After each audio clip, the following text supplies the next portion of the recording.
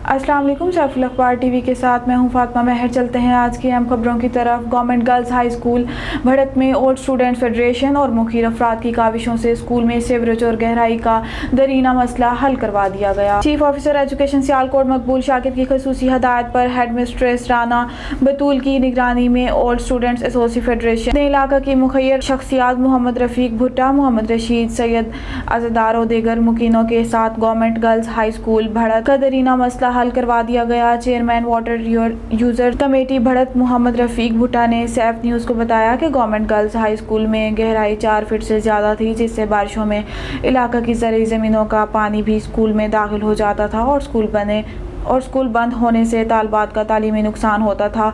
इस सिलसिला में 30 लाख रुपए की लागत से स्कूल में मट्टी और टफ टाइल का मंसूबा जारी है। Chairman water users committee Bhadat Mohammad Rafiq Bhutta, Syed अज़ादार और मोहम्मद जुल्फ़कार जुंजुआ ने मीडिया को मजीद बताया कि बारिशों के दौरान ज़रई ज़मीनों का पानी यहाँ पर तबाही मचा देता है और कई रोज़ इलाका की सड़कों और रास्तों पर पानी जमा होता था।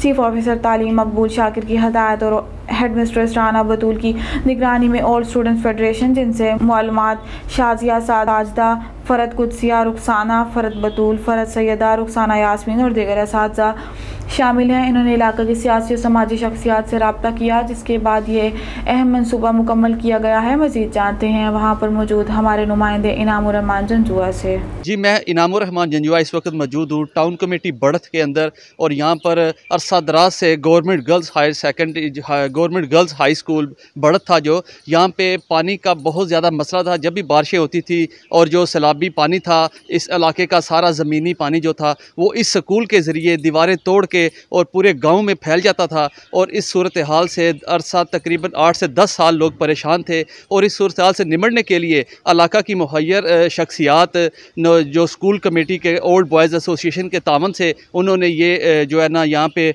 मिट्टी डालने का फ़ैसला किया। और हमारे साथ हमारे जो इस गांव के रफ़ीक भुट्टा साहब हैं, वो उन्होंने अपनी खसूसी काविशों के साथ यहाँ पे 30 लाख के करीब ये जो मंसूबा है इसको मुकम्मल करने जा रहे हैं। हमारे साथ वो रफ़ीक भुट्टा साहब मौजूद हैं, उनसे पूछेंगे कि वो किस तरह उन्होंने ये आवाम की फ़लाह के लिए ये एक बहुत बड़ा कदम उठाया है। जी रफ़ीक भुट्टा साहब, आप हमें बताएं कि आपने ये किस तरह एक 30 लाख रुपए का मंसूबा जो है मुकम्मल किया है। तकरीबन असी मिट्टी पाई 10 लाख की पैनी में, तो मुखैर आजाद जिन्होंने को पैसे लेने सा अगों टफ टाइल का मनसूबा है बारिशों के बाद, ताकि मिट्टी बह जाए और बाद असी टफ टाइल लाना है।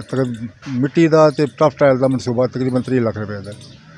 जो स्कूल तो बाहर जगह जी मतलब हाँ ली सी मुल ली सी, अज तो 15-20 साल पहला हाँ ली सी बरशा को ली सी, स्कूल का हिस्सा बना लिया, स्कूल के नाल लगी है। उत्थे भी असी मिट्टी पाती है, साड़ी मर्जी कि उत्थे इंटर कॉलेज मंजूर हुई है बच्चियों वास्ते, तो ताकि लोगों के वास्ते, क्योंकि आबादी साडी टाउन कमेटी की तकरीबन 50,000 के करीब है।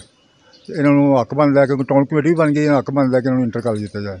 जी रफ़ीक भुट्टा साहब हमारे साथ मौजूद थे, वो बता रहे थे कि टाउन कमेटी की आबादी 50,000 से ज़्यादा हो चुकी है और हमें अब यहाँ पे इंटर कॉलेज बहुत ज़रूरी है। और जो हमारे गिरदोनवा के गांव देहात हैं तकरीबन उनकी 50,000 से ज़्यादा आबादी तजावज़ कर चुके हैं। यहाँ पर फौरी तौर पर हुकूमत जो है ना इंटर कॉलेज मंजूर करे। और हमारे साथ एक दूसरे शायरी भी मौजूद हैं, शाह साहब, अज़ादार शाह साहब, उनसे जानेंगे कि वो उन्होंने भी ये अवामी फलाह के मनसूबे में अपना हिस्सा किस तरह डाला और किस तरह आपके पास ये मैसेज किया। ये लोगों के घरों में गए हैं जी, लोगों को बताया कि बच्चियों को 10-15 दिन छुट्टियां करनी पड़ती हैं जब इधर पानी खड़ा होता है, तो आप हमारी मदद करें। और उसी वजह से लोगों ने हमारा साथ दिया, तो हमने ये काम मुकम्मल किया जी।